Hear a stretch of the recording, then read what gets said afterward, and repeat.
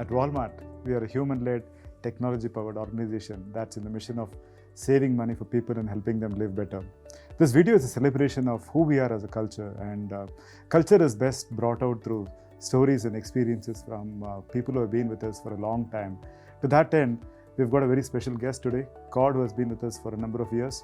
And through this conversation, we are trying to ease out what his perspectives on Walmart's culture are and what makes us special. Cord, welcome to the discussion today. Thank you for making your time. So let's start with something about you. So your journey with Walmart.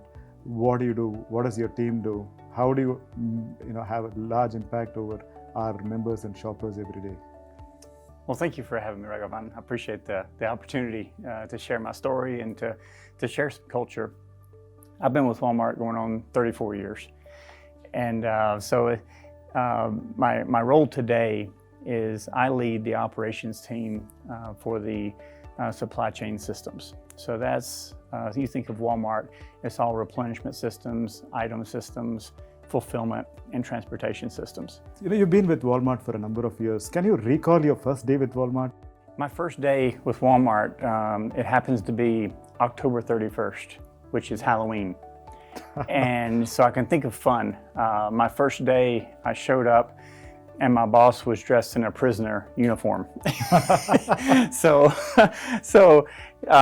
then when I started in a distribution center, and I get inside, and even though there's a lot of hard work happening in the distribution center, people were dressed up, and it reminds me of Mr. Sam back in the day. He said, when things get tough, just put on a silly costume and have a good time.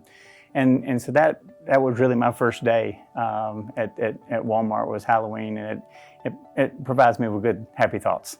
How have you seen the company change over the time in terms of how we deal with our customers? What has been the same? What has changed? So customer service has remained the same, right? The customer is always number one. And when I started Walmart in 1988, the sales of Walmart was around $20 billion. And you take a look at our sales now at over $500 billion. The growth that we've experienced since I've been here is just astronomical. And the difference that we make and that the teams make to service our customers, that has not changed. It may be different formats, it may be different ways, it may be the customers are wanting to shop different, and we've adapted to that.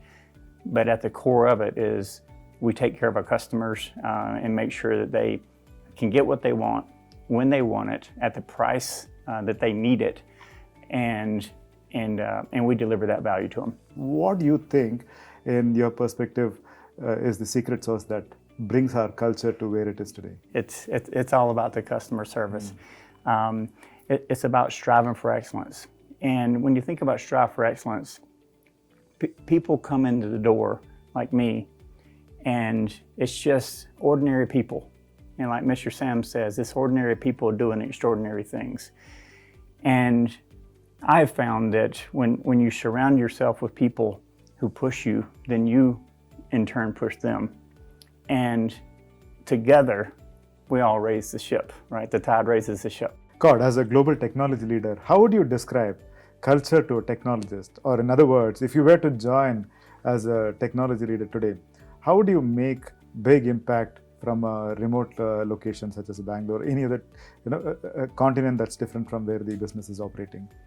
I think of Walmart Global Tech as a startup. The things that we're doing right now, you can have the disruptive innovation at all times. If you think of a new way to serve a customer, or if you think of a new way to do a process, one line of code can change the experience for millions and millions of people on a daily basis.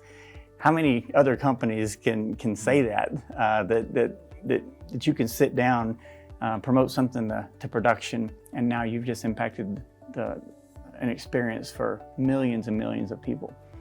The other thing is the connections that you make among the customers, among the members, among the associates. It's almost limitless of how many people you come in contact with all the time. And each one has their different experiences, and each one can teach you something, and you can teach them something. So the aspect of the different cultures that Walmart not only serves from a customer perspective, but also the cultures that make up all the Walmart associates is something special, and a lot of companies do not have that. Brilliant.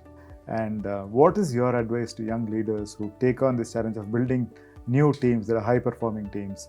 I think the leaders, one, have to be themselves, be authentic.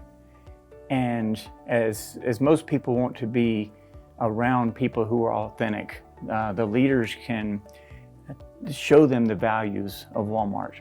And you talk about growth, not only in building size or countries, but then also you look at the growth that's available to the associates and the growth that's available to the leaders, and use that as motivation. That says, as we grow as a team, we perform as a team, and we all succeed as a team. So I think as a leader, one, you have to help set direction, you have to help guide, you have to help them with career choices, but then also you have to be able to give them the freedom to be themselves, and let them, as technologists, let them explore and let them create and let them innovate. And I think that's where you'll see the happiest associates, if you give them that type of freedom. Excellently put, Cord. Excellently put. In fact, right through the conversation, you've offered some brilliant insights, and a lot of them are extremely actionable. Two things that I take away from our discussion today is for leaders to be authentic. And as Suresh says, building clarity is the prime role of a leader. Being authentic brings about that clarity automatically. So that's very important. And second is, you referred to this phrase, a tide rising the ship. And that's what this conversation is all about. What's customary for such conversation is to end with some fun. Are you game for some rapid fire questions? Absolutely. Cord, tell us what's on your list for this India visit. My plan is to meet a lot of people and to eat a lot of Indian food. Eat a lot of Indian food. Good. Tell us about 3 things that's on your bucket list. I want to at least climb to the base camp of Mount Everest. It has always interested me, and my wife won't let me go to the top, so I at least want to climb Mount Everest and see it.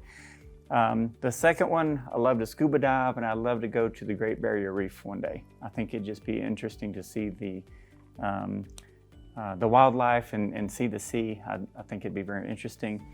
And finally, I've never been to Yellowstone National Park. So just make a trip out there and just travel the west of the United States.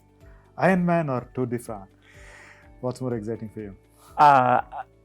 More exciting is Tour de France as a spectator. More fulfilling is doing an Ironman triathlon. What's one thing that you had to unlearn to be a better leader? I had to unlearn that I had to do everything myself. Which of Sam Walton's quotes that have resonated the most with you? Swim upstream. When we think about what Walmart has done over the years, it's going against conventional wisdom. And if we would have done everything that was expected of us, there's no telling where Walmart would be. But going against the grain and swimming upstream and doing things because it's the right thing for the customer, not because somebody thinks it's the right thing to do. That is what's really stood out for me from what Mr. Sam did when he built the company. Thank you. Thank you for your time, Cord. I truly enjoyed our conversation today. It's been very inspiring listening to various things that you had to say. I'm sure the audience that are listening to this telecast also will be equally inspired. So thank you very much for your time. Thank you, Raghav.